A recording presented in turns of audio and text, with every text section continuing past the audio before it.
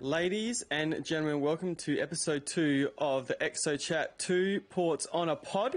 We have a very special guest here today. Before we introduce him, I'll introduce my co-host Tripz, big boy content creator manager down at EXO Clan, and myself, CEO of EXO Clan. Welcome, ladies and gentlemen, for coming in. And our special guest today is JackoGFreak, CC for the Chiefs.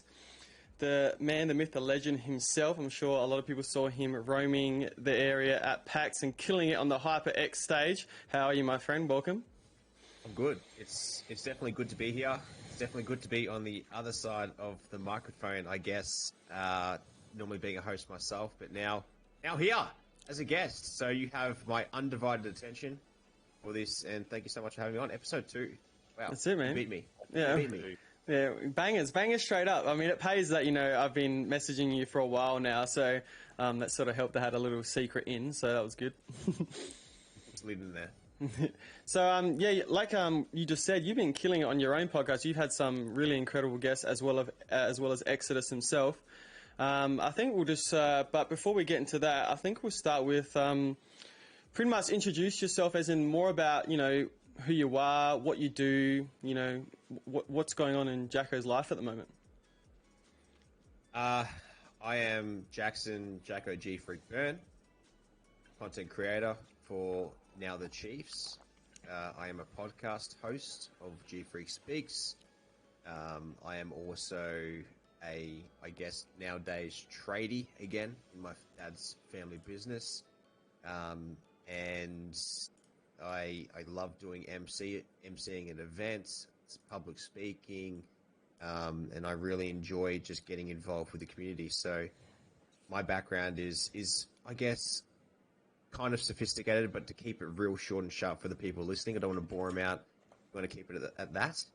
But that's what I do: entertain and hopefully put smiles on people's faces.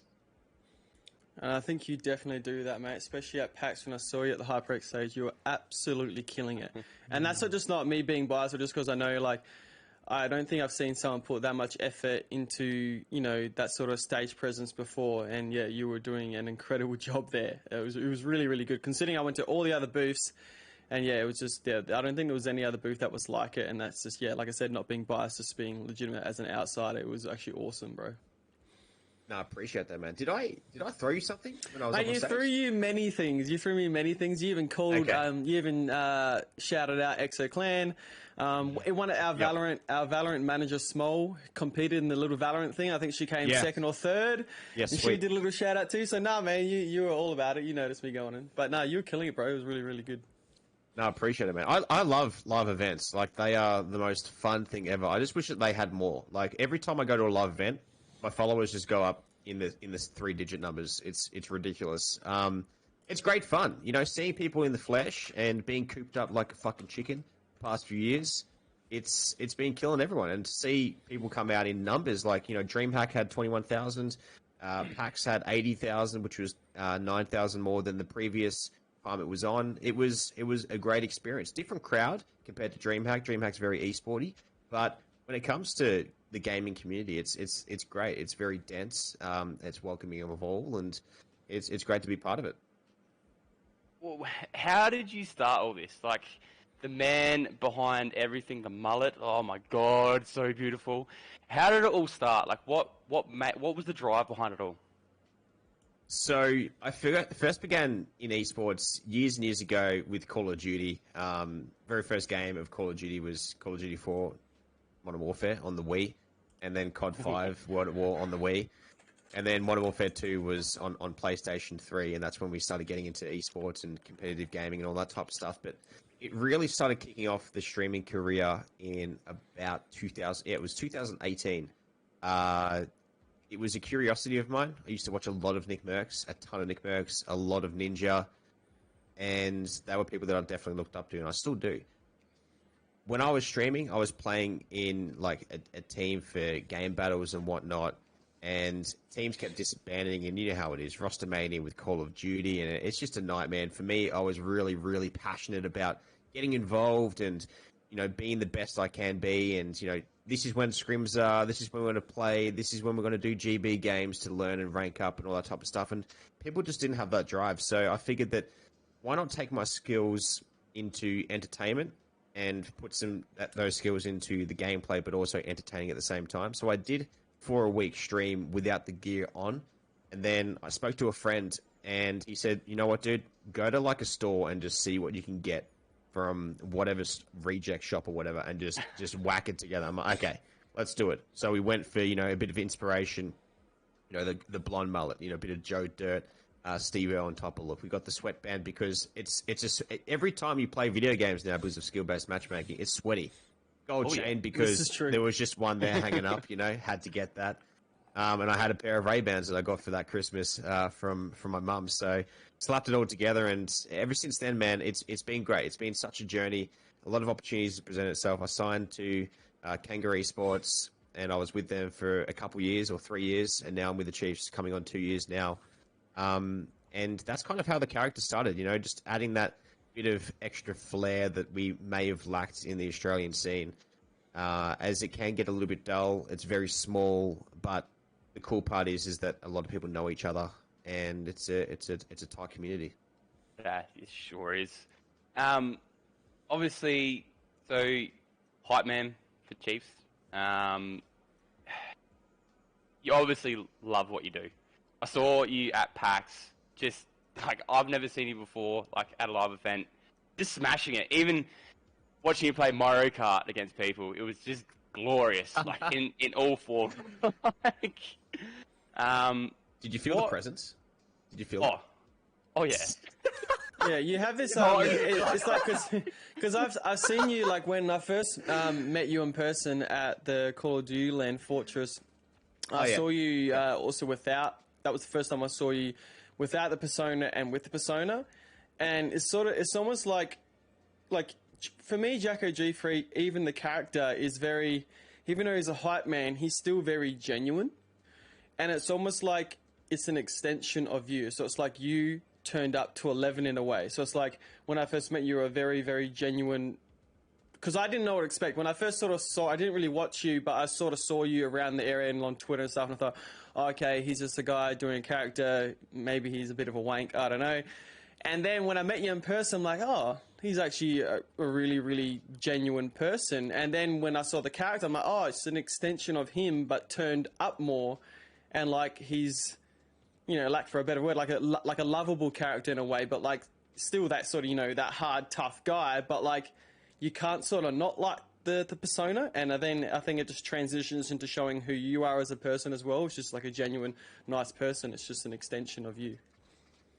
Well, that's what I wanted to do with the character. I kind of got together with myself and my left bicep and my right bicep, and I said, well, let's bring this together and let's really turn the dial up and exemplify myself and kind of put myself out there a bit more. So, I actually built the confidence to go up. Like a lot of people say, Jacko, how do you get up on stage and just not give a shit? Well, I can do it as myself, how I am right now. I've done that at DreamHack, hosting podcasts live at Margaret Court Arena and whatnot. But, prior to that, it wouldn't have been a massive thing for me to...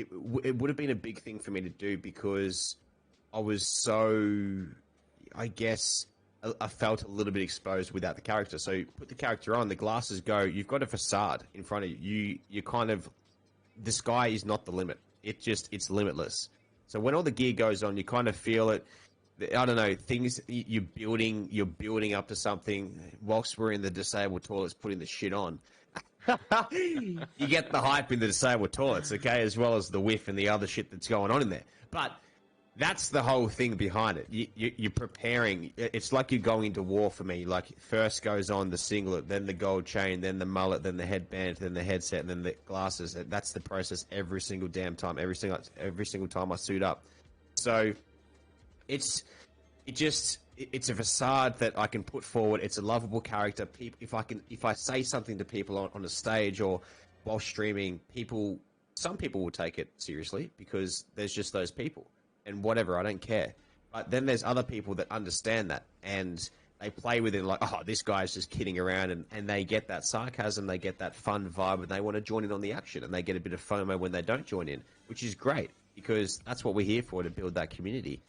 And, it's just something that I get a lot of enjoyment from, and it's helped build a lot of confidence in places that I never thought I would have confidence.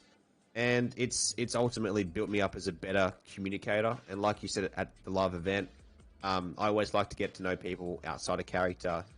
Generally, I like to do it first before I get into character. So then if I do want to turn into, put on a douchebag feel, then I can. Because then you know how I really am outside of the character, but you know that I'm in the character. So it's really how I like to roll and whatnot, but I love having these personal relationships with yourself and Tripz and whatnot by, expressing myself as how I am right now. And I saw how you just said before how you almost building this it almost naturally makes people want to get involved in what's going on. And I would assume that there would have been a few people around that HyperX booth that wouldn't have known who you were at all, but the way you presented yourself and got the crowd involved, like a lot of people can be hype men, but not a lot of people can work a crowd. Like, I think there is a very big difference. You can be a hype man and be loud and stream whatever, but to have the presence to be able to get crowds involved, it's like Ninja can't do it. We saw what he did at Times Square. He can't get a crowd involved. But it was raining. But JackoGFreak can get a crowd involved. So I'm saying, like, there are certain people, like you said, he's a big personality. He's got millions of followers. They'll love him, but he still couldn't just connect to the crowd to they're in it with him. No matter what. Where, like, the people who were around you at HyperX booth, like, there was people losing their minds and getting involved in the action because of what you were dishing out. Yeah, you had a great co-host too, but man, you were bringing it, and it showed for the rest of the crowd, because that booth was just like, there wasn't another booth that had like 5 rows. I mean, you were getting security guards involved. Yeah, we always had security guards, and I always like to say, thank you, security guards, and to the toilet cleaners walking around the venue, because they don't hear much, positive stuff. They just walk around as a ghost, and you wouldn't even notice them if I didn't point them out. So, but it's an amazing experience. And the co-host I had with me, Cole, that's his actual job. He is a professional MC. He did give me the only tip that he gave me was just when I hold the mic to people, if they're on my right side, hold the mic on the right side. If they're on the left, to the left, and that's it. He said everything else, you ticked all the boxes, and you just hit the nail on the head. You work a crowd better than I can, and to your points and whatnot. And that's where I play to. You play to your strengths, but also work on the weaknesses as well. When it comes to those things, and even at PAX, just gone, I went to the M-Wave booth, and there was a guy emceeing there, and he is a great guy. I remember years ago, I would work with him. So a lot of people don't do this, but I would work with that guy at M-Wave, and I was at a suit, and I would say, you get the crowd first, and then I go afterwards, and then I go first and that's how we would get massive crowds, and that would actually clog the walkway between those two booths, M-Wave and Zeus. Yep. So this time though, I was walking past, going to my restroom, and I went up to him and said, bro, give me the mic. He never gave me the mic, but I took over the whole stage from him, and he had the mic, and the crowd were chanting M-Wave and all those type of things, and they were getting hype and being feral. I love when a crowd's feral. It's great because it shows passion and whatnot. But yeah, it's an unreal experience to be put in. I'm extremely fortunate that I can do those things and be put in such positions to help people enjoy their events and enhance their time whilst out. All right, that's sick, man. That's really, really good, and you can just see like the passion behind it as well, with what how you handle yourself and everything you get involved into. You can see like you do have a pure love for it, no matter how hard it is. I mean, that would have been hard doing it for those 3 days. Like, I'm sure your voice would have been chalked after it, but I mean, I guess you're used to it when you're the hype man and stream stuff, and it's still like it's a different level at a live event. It's different. Just FYI to everyone who streamed, Tripp's camera has frozen, so even though he looks like he's been there staring with absolute mesmerized by you, but his camera's just frozen. Patiently waiting. He's so mesmerized. But yeah, he's fixing it now. So I'll continue with what we got going on. So what I wanted to ask is, I think it's fixed it. What is your feel between the difference between PAX and DreamHack? So like, I didn't go to DreamHack, but I'll say from my outside perspective, I found DreamHack as an esports tournament event and I saw PAX as a marketing promotion event with a little offshoot of a couple of tournaments. But also on top of that, how did you feel they were both handled and executed? Exactly what you just summed up. That's exactly what they are. You read the websites very well, mate, and you paid attention. That's good to see. So you've passed that, mate. Thank you. The second part to answer is how it all went together. So I would say it would be flipped. So at DreamHack, it was very esport heavy with a little bit of commercial marketing in the middle, and there was only one big stage for me to jump on, and then at PAX, there was multiple stages for multiple marketing opportunities for those companies, and with a fraction of esports, because you've got to have that in there. And those tabletop games, who plays that? I do, man. Magic the Gathering. Get out of here, bro. Yeah, Get out of here. And Tripz is in Yu-Gi-Oh, I think. Like, come on. I'll get my decks out right now if you want. Like, we can't hear Tripz. I can't hear him. That's spewing, but that's okay. Blue Eyes White Dragon, pull that shit out. Okay, we love that. Oh yeah.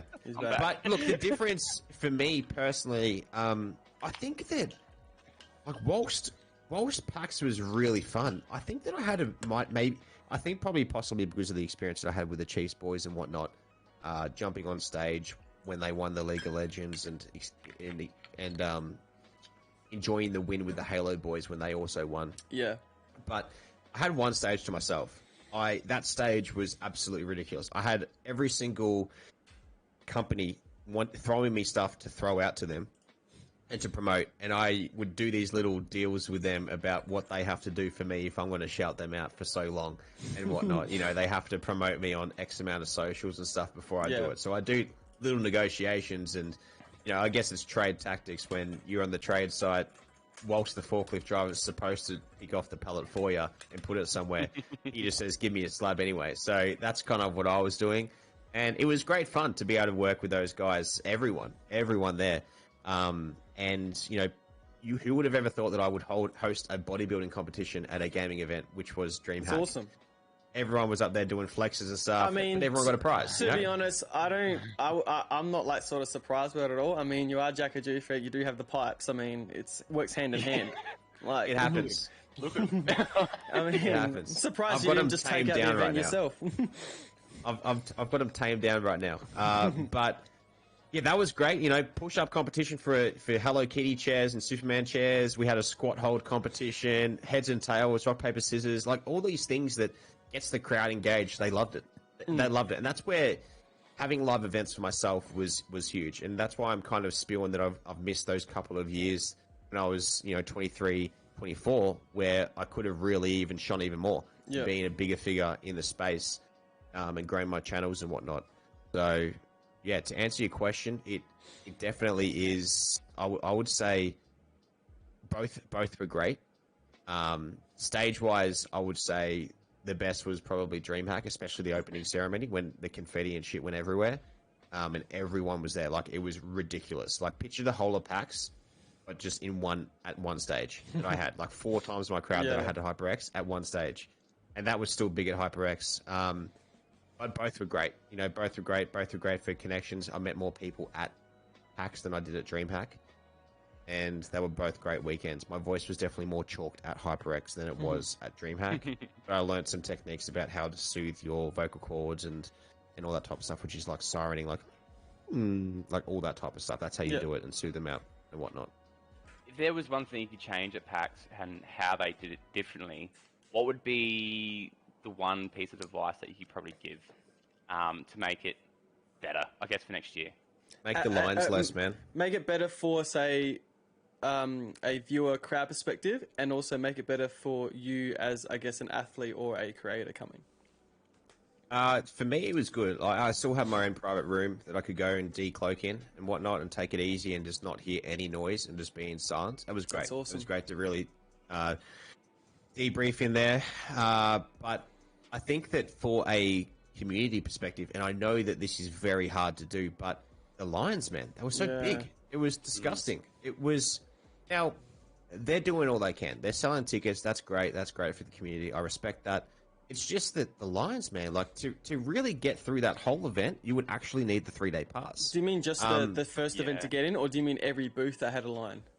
Yeah, to do everything there. Like if you wanted to look at all the indie games, and then you do look at the cosplay, then you go to the theaters to look at all the podcasts. I don't know how they fix that, because you need a certain amount of time to enjoy that space. But then you still, if you got a line, you got a line. Like, I don't know how you can speed it up without speeding up the Valorant tournament thing that you guys had, or even there was the Final Fantasy one. We had a guy, one of our managers, who was there in line for an hour and a half just to fight a boss, and left. But I mean, I don't know, do you speed up that process? But they're still fighting a boss. It is what it is. Yeah, well, that takes time. Those things take time. The merch line would be my only thing. And for me, lines were never an issue. So it's not a biased point of view that I'm having to wait in line and stuff. I could always kind of skip it and whatnot, or just come earlier and whatnot to the event, by a couple hours, and just say good day to the exhibitors and just do my thing and play on whatever I wanted to. But it was just the lines, man. I think that would be the biggest thing. I think everything else was really well put together. It was the first year back after a couple of years, as we know, and it can be chaotic. Same goes for DreamHack. That was their first event as a DreamHack. It used to be a Melbourne Esports Open. They both went very well, and they'll be definitely both returning, which is cool. So I don't know. I think that there's a gaming convention coming up, which it's kind of been announced, but I am the host of the whole event, and it's called the Game Expo in Melbourne. So March 11th to the 12th, and that's got cosplay, all the exhibitors and cosplay down the middle. You've got PCs on one whole side, and then you've got consoles on the other side. So you've got a 3-lane, exactly how Call of Duty maps should be built. 3 lanes. Yeah, exactly. They're not. It's just 3 lanes in the same venue too. Yeah. Just a third of the size. So it's still big. Yeah. No, that'd be good. That'd be awesome. That's my thing, man. They had an app and all that type of stuff, which is great. I think that awareness for the application needs to be made a bit more. On your ticket, there should be probably a QR code on those passes that you have around your neck, and it should have a application QR link for that. Yeah, I heard there were some ticketing issues too. Yeah. And I think the only had 2 gripes, and that was the lines is lines. I just don't know how you can fix that depending on what they have going on at the booth. It's probably the merch line made me sick to my stomach. Oh. Because especially when I actually waited in line for halfway, and then as I got around the corner, then you can actually see inside the merch area. And what I didn't realize, once you go inside and you sort of select your products, there's another line to line up to check out to buy your item. I'm not lining up to get in to line up again to get out. I'm like, that's sickening. So I just went online and bought what I wanted, and now I got to wait 10 years for it to come.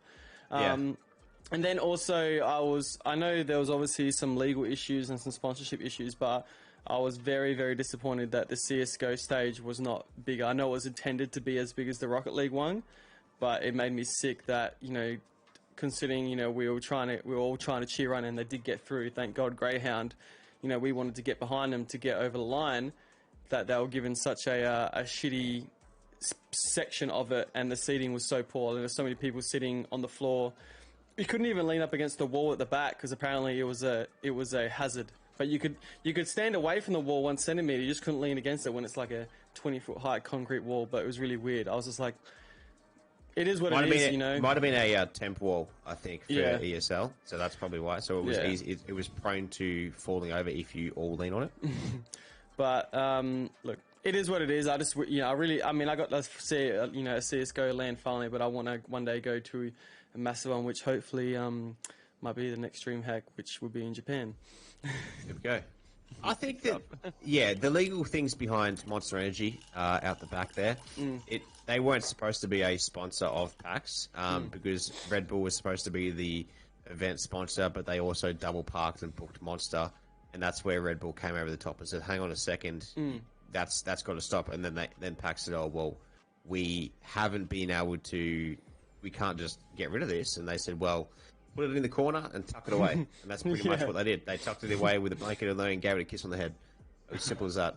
Big sad, but look, it was good. Look, we got the result we wanted, really. Just, as a viewing perspective, it wasn't the best, but apart from that, I think I really enjoyed the event. I think next time I could probably handle just doing 1 or 2 days. just for what I need to get out of it. But for my first one, it was worth doing in 3 days and got to meet like so many people, including yourself, and a lot of, you know, managers and stuff that I've never met before, and other, you know, organizations, and also through True, all the people I do merchandise for. It was cool to sort of put the faces to the text and the voice to the text and all that sort of stuff, which is quite interesting to see the personalities come through, you know, in person. We just needed to slow down just a little. Yeah, we were trying to smash everything in like one day when we had 3. We're speed running it, speed running PAX. Yeah, that's an issue, man. But look, I was the same, man. I did everything very fast to a degree, but then, like for me, it was just go there to work, and then see people along the way and shoot vlog content, and that was pretty much it. I tried to get all my things out of the way to start with, so then I have for more relaxing and take it easy days. I did have to shoot some additional content or another gaming event there before the whole event even started. But yeah, it was a very full-on weekend for me, and I was definitely glad that I got to sleep at home and just drive conveniently home back to my house half an hour, which was good every day. So otherwise, I don't know how I would have gone. So, what? How did you get into gym? What made you drive to pump iron and get just so big? Like, so big. The guns, mate. I mean, what's the drive? Weapon. Tripz didn't see it. Lethal. I think that for me, I started gym when I was about 15. It was always an interest for me. I've always been, you know, body is my temple. Never done a drug. It's just not my thing. It's fair enough if it is your thing. Whatever, do what you want. Just don't hurt others.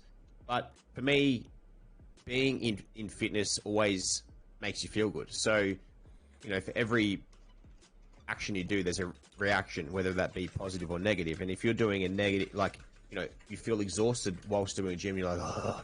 But for that negative reaction, there's a positive reaction, which is the dopamine hit that you feel afterwards. You know, if you have a cold shower, then you can also feel, you know, a cold shower for 1 minute is the equivalent to 2 hours of feeling good and releasing dopamine for that period. So getting into fitness for me was something that was possibly, you know, inspired by a bit of Arnold, watching his documentary, and just like my uncle was a bodybuilder as well. So seeing him and seeing photos at my nan's house, being like, fuck, this guy was actually a cloud, and all that type of stuff. I'm like, look, I think that I can build myself up to a nice athletic build, but not too over the top, and that's what I've been trying to do. So, you know, for, I guess, nearly 10 years next year, I've been going to gym for, and it's a gradual thing. You know, you take it easy, well, not take it easy, but you have those days where you don't want to go, but you go anyway because you're like, it's just in your head. Like it's kind of like it's a good addiction to have, but I feel bad if I don't go to the gym. I'm like, oh, I've got to go to the gym, man. If I don't go to the gym, then I'm going to feel bad eating this pasta tonight or eating this really nice takeaway or something. And a motivator for me was just those few things that I named before, man. It's just endless. A lot of mental health nowadays is a big thing. And for me, I never want to be in one of those ruts.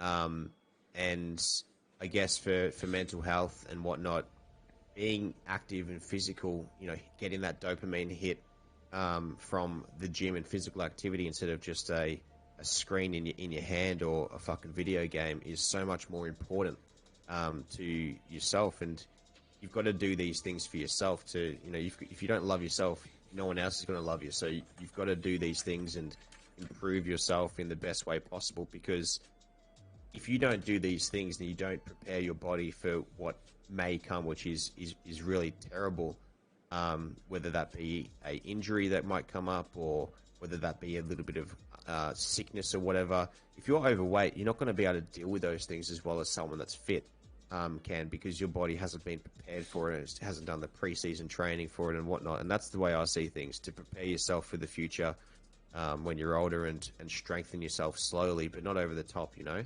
So getting into the gym was just so important for me, and my mental health is a different place to go. You put your headphones on, you do that, you meet some people in the gym, you have a social environment as well, just like gaming, but, you know, you've got a gym full of bros that are like, oh, bro, look at you, bro, you're looking fucking massive today, bro. You know, you've got those type of things, which is cool as well. So being at, now a Good Life, being at a real hardcore bodybuilder gym, being at another gym that was like a Good Life, it's been a great transition for me. And, you've always got to keep it fresh. So, you can get into it. You still at Good Life? Yeah. Let's go, Good Life. GLs, baby. GL. That's it. Do you think fitness helps you get into the scene of esports and become the person and the drive to become that person that you are today? Is it something that just took over with that type of stuff, or going to the gym? I was never thinking about this is going to make me. This is going to introduce me into esports. So no, it didn't. But I have utilized it to my advantage. So a lot of gamers aren't physically active, and doing things and leading by example, actions speak louder than words, as we know. And by being that physical representation of fitness, that people can kind of take a leaf out of my book. And if they want to start that journey, then they can, and anyone can do it. It doesn't matter what you look like and where you start. You have a goal, and you hit that goal, and you hit those small little goals, and you feel good about yourself, especially after a hard workout. But you're like, oh, thank God that workout's over. But you feel good afterwards, and so it definitely wasn't a thing that I thought of whilst pumping weights. So to answer your question, definitely not. But I think that I use it as a motivator for people that do watch me and that do struggle to have motivation, that I can inspire them, hopefully, whether that be one person or two or however many. That's great, because they would never have done that beforehand, maybe, and it's just a passion of mine, and it's a great thing. Have you noticed that there's been a shift in esports in leaning towards, especially, if you get into the pro scene, mind, body, and soul can play a lot in it, and the fitness side of it can be a big part of it. But if you notice, just in general public of gamers as well, there's been a shift in people, being more confident, or pushing themselves to go to gym and live a healthier lifestyle and change, I guess, the meta or the thought process of, I guess, the general public thinking that gamers are just like sweaty, overweight nerds in a little dungeon in their room, unsocializing. Like, do you think we're slowly shifting out of that to people understanding, it doesn't have to be that? Obviously, there will always be some of those people, and I definitely used to be one of those nerds, and sometimes I can revert back into that type of person. But, do you feel that there's slowly being a cultural shift that way in the gaming space? Yeah, it's funny you say that. Like, a lot of people, it's kind of like gamers looked at gym like, ugh. And it's kind of weird. It's like, why? Why would you look at something like that as bad? If anything, it's the only thing that would be bad is it takes time away from your scrims. That's the only disadvantage I see, and possible injury if you're very silly in the gym, lifting big weights that no one gives a shit about what you're lifting. But for me, I think that looking at it, it's been, I guess, more not accepted, but I think it's been made more common. So a lot more people are saying, I go to the gym and I do this and I feel good after going to the gym, and look how I was before and look how I am now. And these, you look at Greek god transformation right there. So you have all these transformations. People love seeing that. You have this oversaturated market on Instagram where you have all these fitness influencers that either it goes two ways. People feel sorry for themselves and eat more shit, and they look shit and they don't do anything about it. Or you have people that are like, you know what, fuck it, I'm going to go out there and get that fucking bone and absolutely get jacked out of my mind or feel good. Because a lot of people say, I want to have a target weight of this. The way I see it, and this is just my personal feeling, the way I see you, Tripz, the way I see you, Ace, is how you are. I don't see you as 87 kilos on the scale and 69 kilos on the scales. I don't see you guys as that. I see you for how you are on the face value. So the thing that I always say to people is, if you look good in the mirror and you like yourself in the mirror, which you kind of never will, but you'll be happy with where you are, but you kind of always want that improvement when you get addicted to all this type of stuff, that people see you as how you are in the mirror, not number on the scales. So if you can hit those small little goals and understand how it all works, then jump on board, and no one's going to judge you for going to the gym and stuff. Like, I know that Sports Illustrated do have people that are very unwell on the front of the magazines, which it's great. We love you guys. We love you for how you are, but it's not the epitome of health. That is not healthy. But we still love you and accept you for how you are and how you look.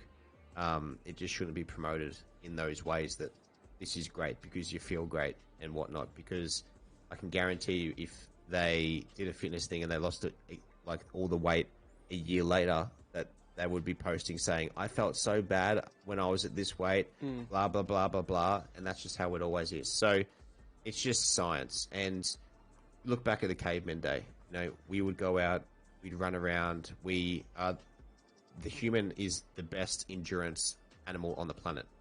Whilst a jaguar and all that type of shit can run away from a herd of us, and it can keep running and running. It's like the turtle and the hare.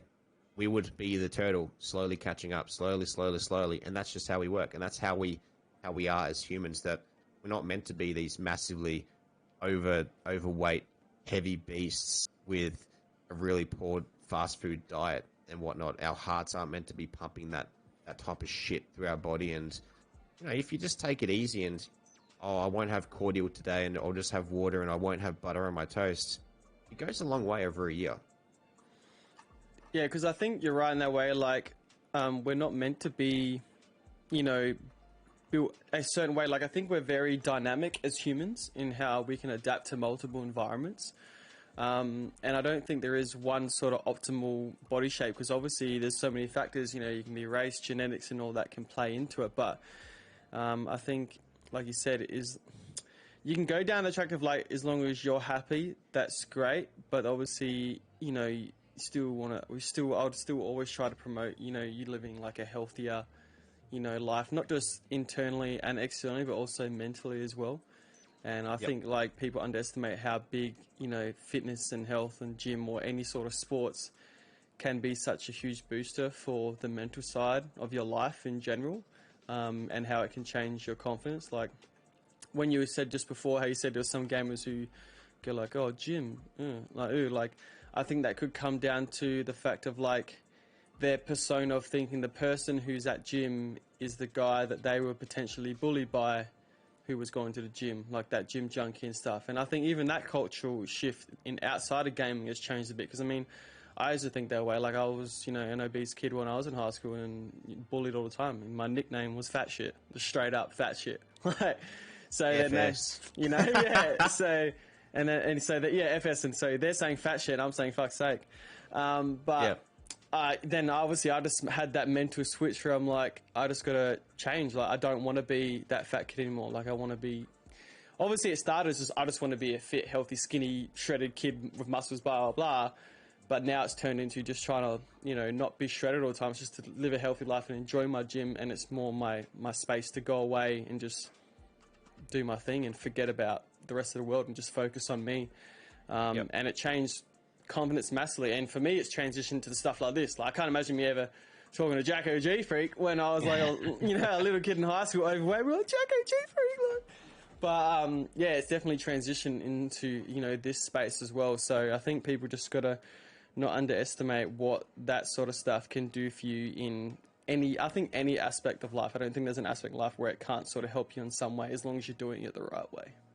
I think to your point as well, that if you're an esport athlete, if you're overweight and stuff, your body, you're sweating, you're constantly, like, you know, just your body's working overtime to keep you alive. Like, depending on how big you are, you're only alive because of how young you are and how many, you know, your heart can keep up with how many beats it can do and all that type of shit. But I think that I truly believe that if you are fitter and you look after yourself in whatever environment, you think sharper, you act better, you feel better about yourself, you're healthier, your skin is better, you have a higher tolerance to bullshit. You're not going to be quick and short-tempered all the time. It's just, you know, these are things that, you know, build stress. If you're overweight, your heart's under constant pressure, you're stressed, you're sweating all the time, you're like, holy fuck, you're out of breath, you walk up 2 stairs and you to get the mail or whatever, you're blowing out of your ass. You know what I mean? So having these things, it's just a small little amount of lifting weights for half an hour, even 10 minutes a day. These YouTube workout, 10-minute full body workouts, they're great. That's all you need. 10 minutes, even 5 minutes, they're great. And if someone says they don't have 5 or 10 minutes, bull fucking shit. You just don't want to do it. You're just lazy.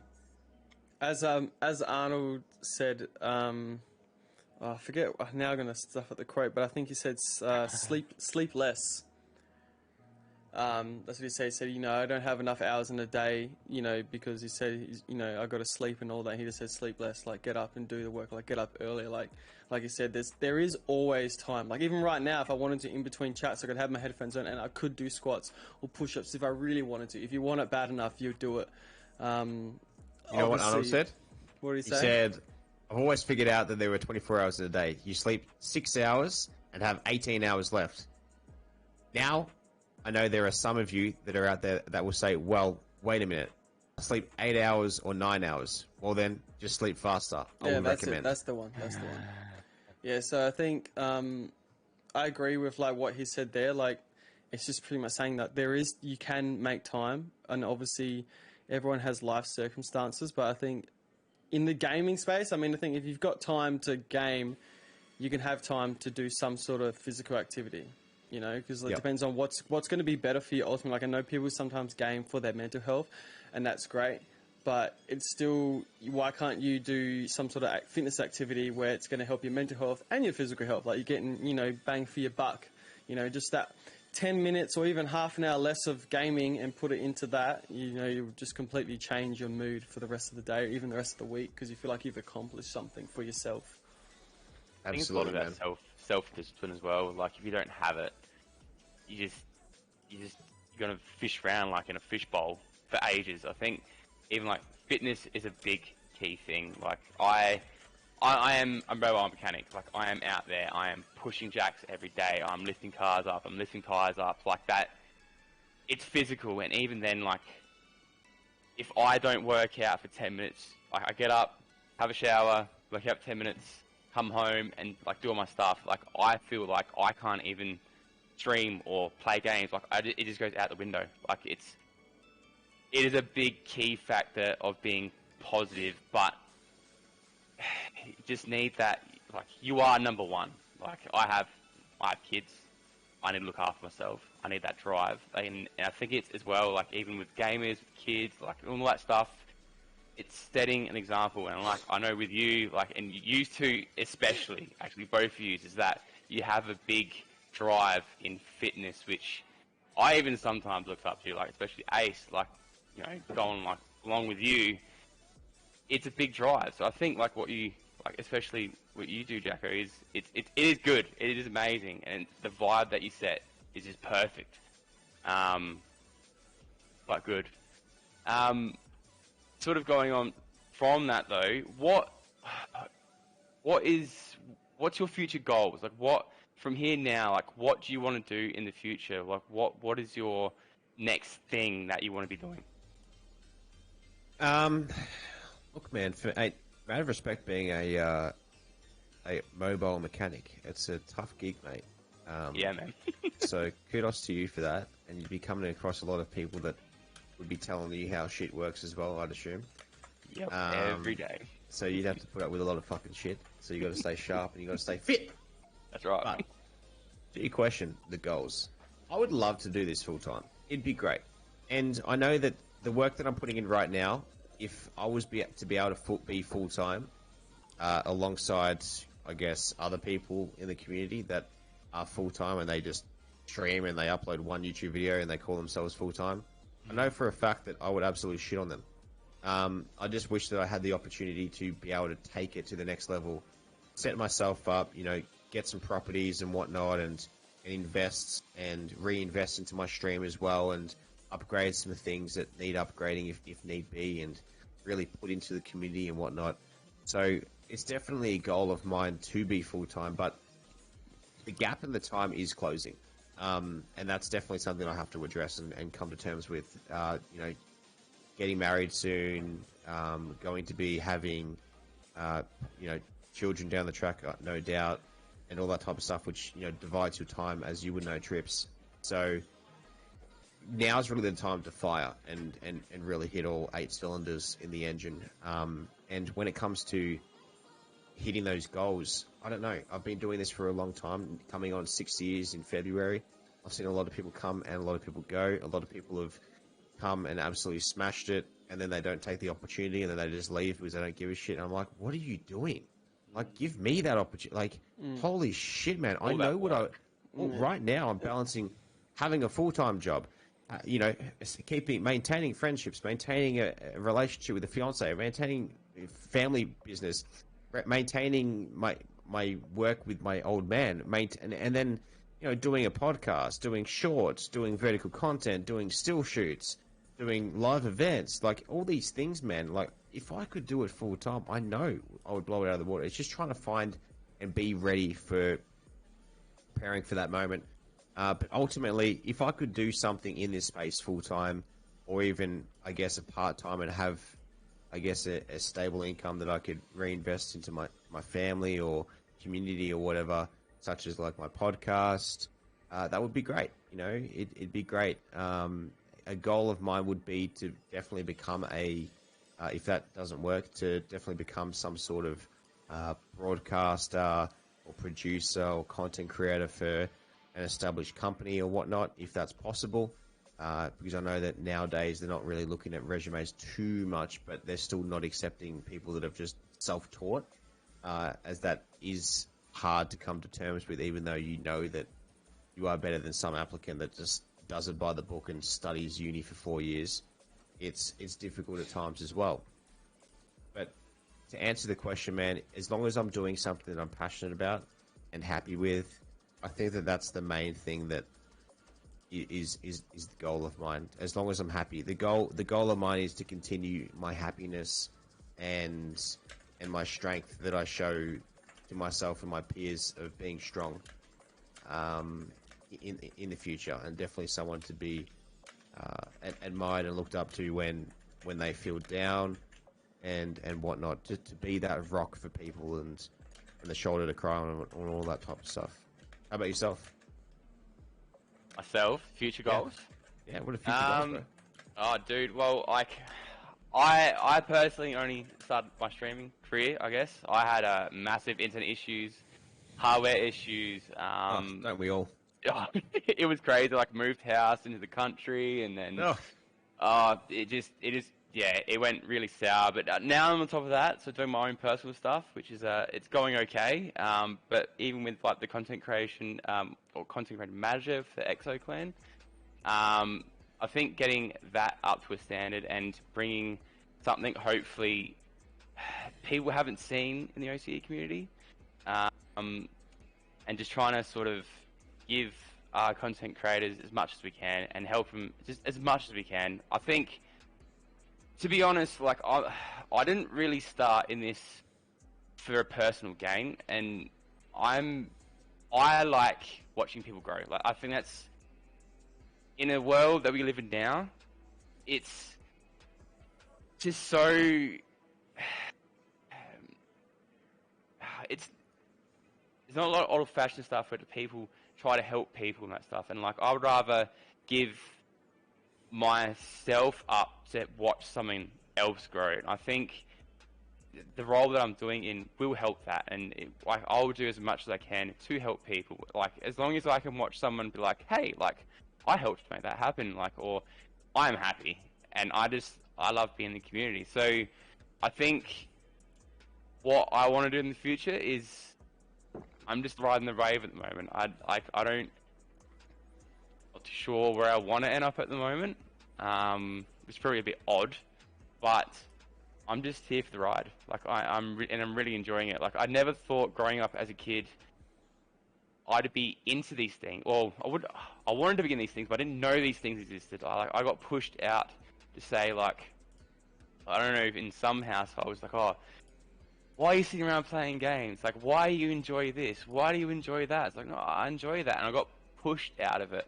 And then I think, like, when I was 23, 24, I just went, oh my God, there's a world out there for this. Like, so it's, and watching you guys, like, it's just cool. It's really amazing. So for my future, I just want to watch people grow. I think that's why I like doing what I do.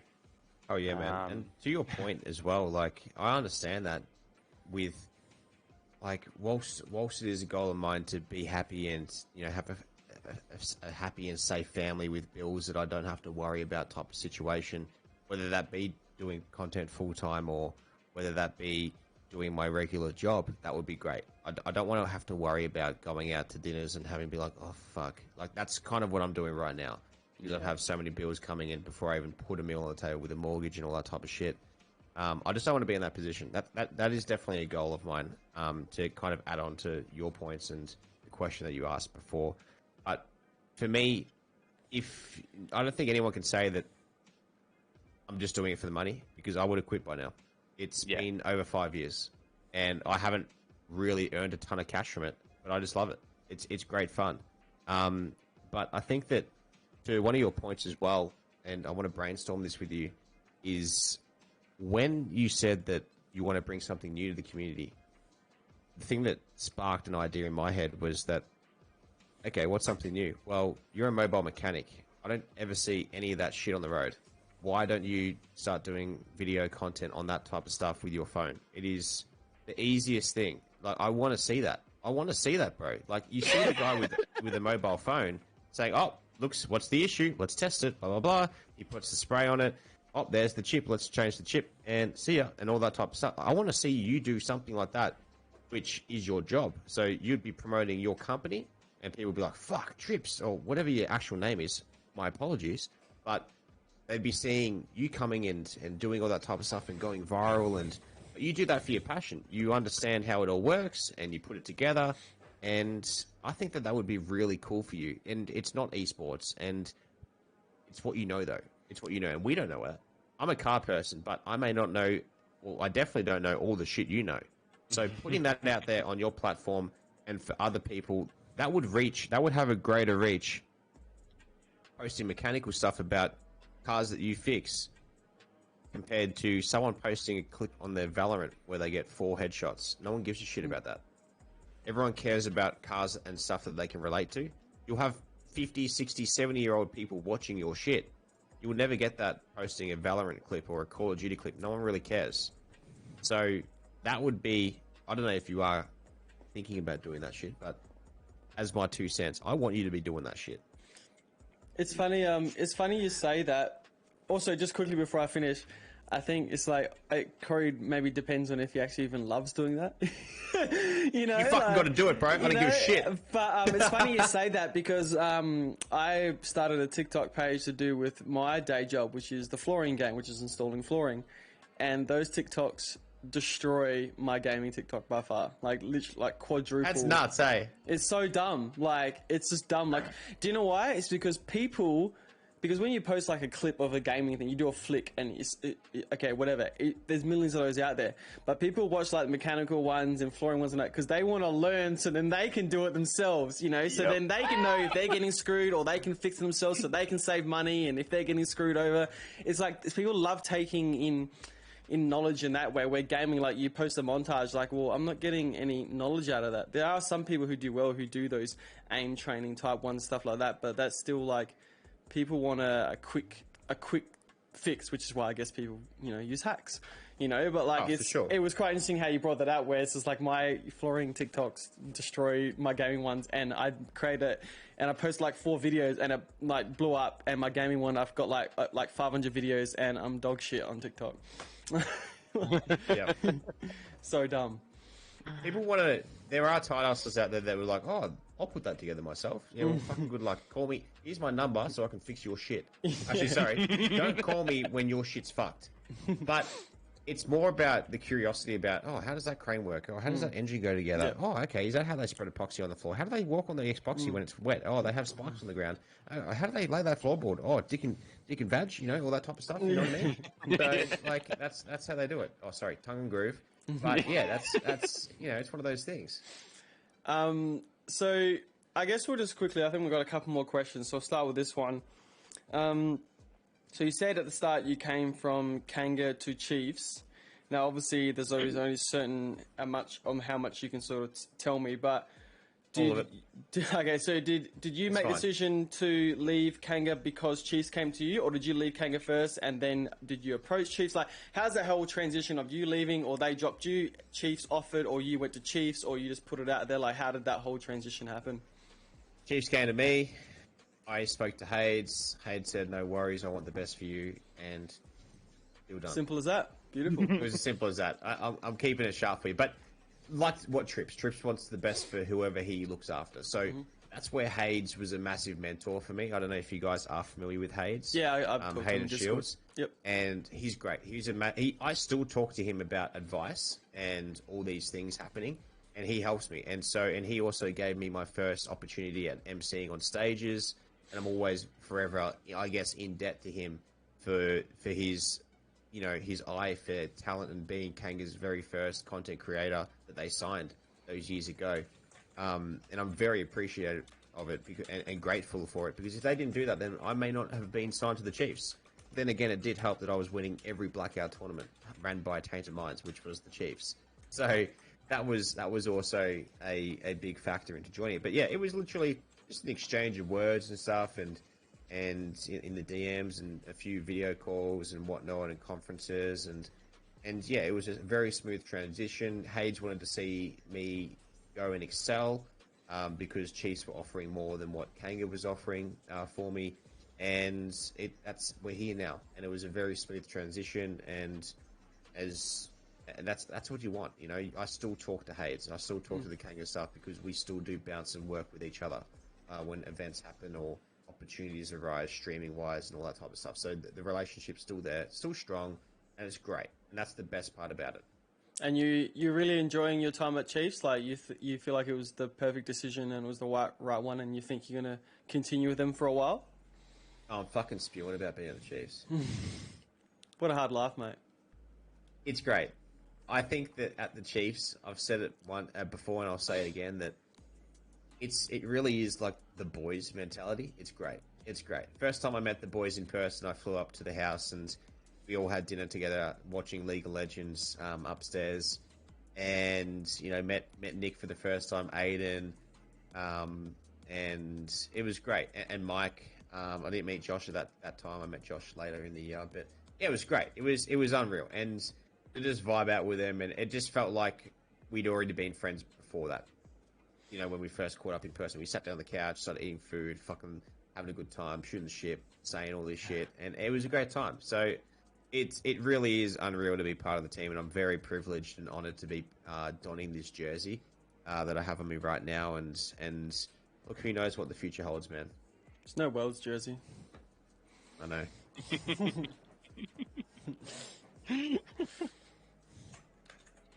So, one thing, I know I was watching the other day on YouTube, your podcast between Exodus, something that I personally wasn't aware of. No one told me, but I sort of had a bit of a gaze on it. What was your impression on Exodus, and what's your impression of how EXO Clan is going as well? Exodus, great guy. It's funny how I could have just been like, the guy's shit. His story was unique. It was different. It's quite inspiring, the way he had a comeback and he was homeless and whatnot, and where he comes from and his origin story. But to be able to have that connection with him was unreal. I don't think that he's ever done that with anyone else, and it was great to jump on board and chat to him about those things that mean a lot to him and his future aspirations. EXO Clan is a smaller clan, but you guys have a great presence, and it's something that people want to be part of, I believe. Not being super familiar and across all of your socials, but you guys do have a great presence, and I'm really all about it, because it is an Australian organisation, whilst it is predominantly based overseas to a degree. Am I right with that? Yeah. So it was the Apex team is overseas. Yep. Chris is obviously NA. But most of the content, we have a couple of content creators like overseas, but majority of the rest of the teams that are starting to come on board now are OCE. Yep. Just because we're still trying to obviously sort of have that sort of help the OCE side of things, but yeah, it is. We are trying our hardest to push globally. Yep. Okay. And I think you guys are doing a great job of that. Esports is bigger than Australia, and it's bigger than North America, and it's bigger than the world. And if you can really hit that space well, then I think that you guys are on track. And Exodus literally having a clan named after himself is pretty cool. It's pretty easy to know where the name came from, isn't it? Yeah. Well, yeah, it kind of didn't click with me to start with. I'm like, oh, so tell me about the name. Oh, well, it's after me. I'm like, oh, well, fair enough, mate. Carry on. Well, Jog on. Do you know where the Chiefs came from? Yeah, it was, the Kansas City. Yep. I mean, I don't know either. I was just asking. Like, I was hoping you weren't going to go. Do you know? Shoot. I would have to ask Nick about that, and I guess Frank, because I guess they both did that. Right, Twitch chat, clip that and send it and say he's false. He's a false Chiefs supporter. I've never asked him. I've actually never asked him that question. That's a good question. I rate that. Yeah, it would be interesting to see where it came from. But yeah, mate, if you have any last words, this is pretty much it for the rest of the podcast. Do you have any last words you want to say? When's your next stream? When are you going live next? Or when's your next podcast? What do you got going on in the next, say, week? You cutting me off, mate. We were just getting started. I was just lubing up the throat. Lubing up the throat? And we're going. I'm only 300 ml through this bottle of water. And I know that Tripz is smashing down his... in like half an hour, mate. I've got to get... Tripz is smashing down his bourbons. Port, actually. It's a port. It is a... Oh, sorry, mate. We both got the port. 20. Yeah, there we go. Sorry. All about the port life. It is two ports on a pod. That's the podcast. There we mate. go. I'm happy as well to jump to your chat. If your chat does have any questions, I'll give them a moment whilst I'm answering. For sure, yeah. Answer that question. If chat has any last-minute questions, bring them on. But yeah, let us know what's going on for the next week or two. What do you got planned? Streams, podcasts? Any hints on who's coming on the podcast or any big things? We have a big guest. Apart from that thing you've got going on in Melbourne soon, and apart from that big guest, is there anything else that you're really venturing into? I think that I believe that I don't have too much stuff coming up, but I think that there's as much stuff coming up as I make for myself. So Call of Duty comes out. I would like to make a campaign series first, playing that. And just seeing how I go with it, really. I'm not sure if I do. I think I will do that in character, post that on YouTube as a series, hour block. So that comes out tomorrow at 3 a.m., the campaign, which I'm very excited for. I'll crack into that and put my teeth into that. And then podcast. Yeah, look, I know that now I've gone against your question about apart from those two things, but I'm very excited. This guest is Aussie Andy, if you've heard of him. Have you heard of that guy? Yep. I've got him on. That's I had him awesome, on mate. last night. That was the funniest chat ever, man. His story, and he was telling me how he has phases, and I started doing this pose to him like this. I'm like, "What are you fucking this, bro?" And he started laughing. And you probably get that. Do you understand that pose? Yeah, you get it. But when it comes to things like that, it's so funny, man. We had a great time. And the stream will be live tomorrow. I'm not sure when this podcast goes live. Is it next week at some stage? Yeah, this podcast probably go live next week sometime. Yeah, fantastic. I would assume that all my socials will be linked in the description below, but we do stream on Twitch at JackoGFreak, and our podcast I've been posting it regularly in the chat, mate. Don't you worry.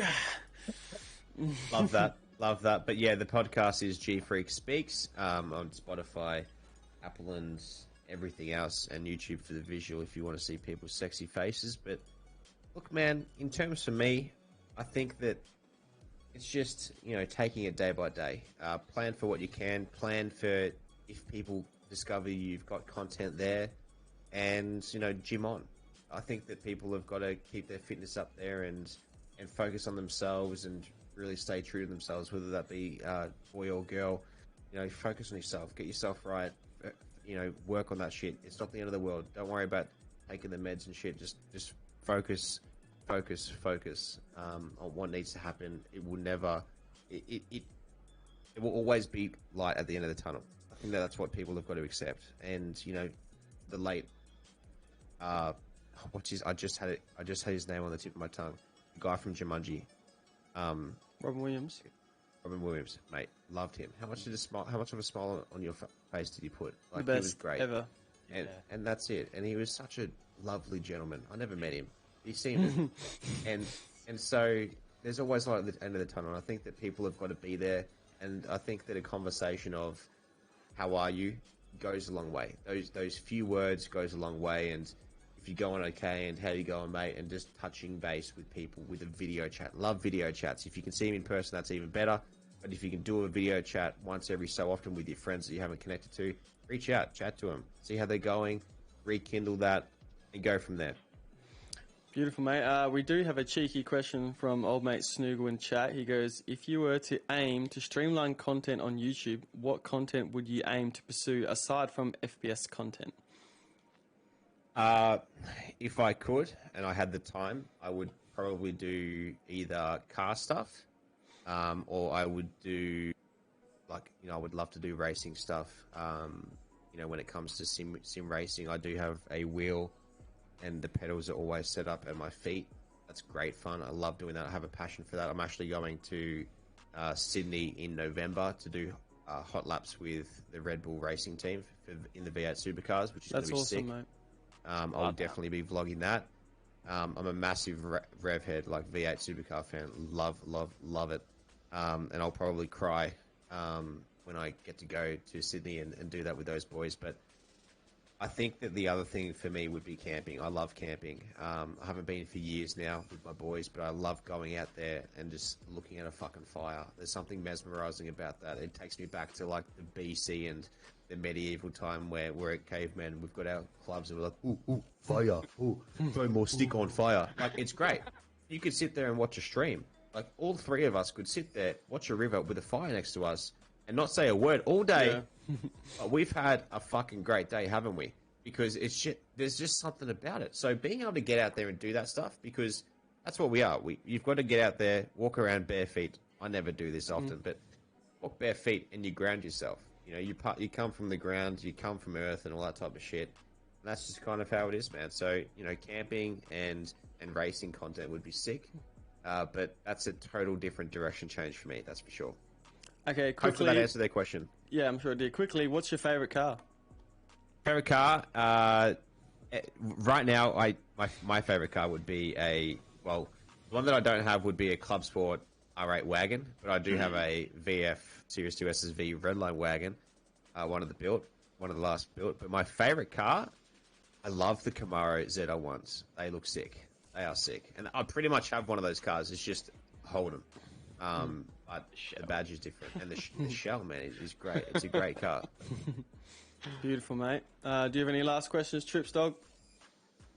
I am okay. I think I've heard what I needed to hear. He's like, I've heard quite enough. Fucking heard enough. Wrap it up. I've heard enough.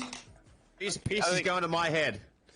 Okay, quickly. Punda said VR esport opinions. That would be amazing. I would love to participate in that. And that would bring back to my points before about fitness and the fitness industry. Not everyone's cardiovascular would have to be high, and there would be elite athletes in there.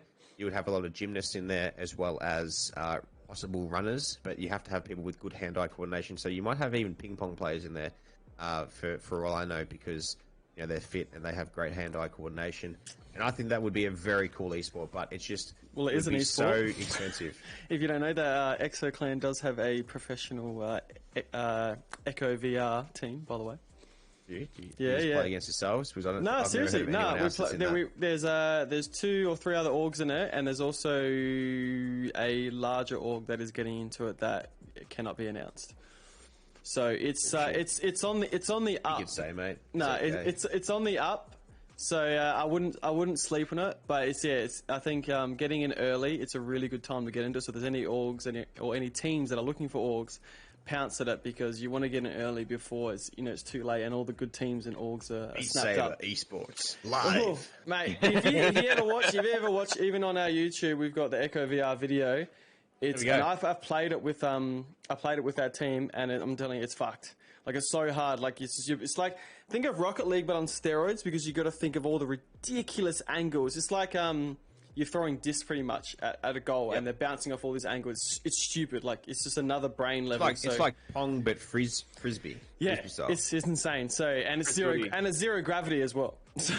So it's really, really cool. I definitely recommend having a look at it. Jesus. But yeah, apart from that, that's pretty much it, mate. I really, really appreciate you coming on.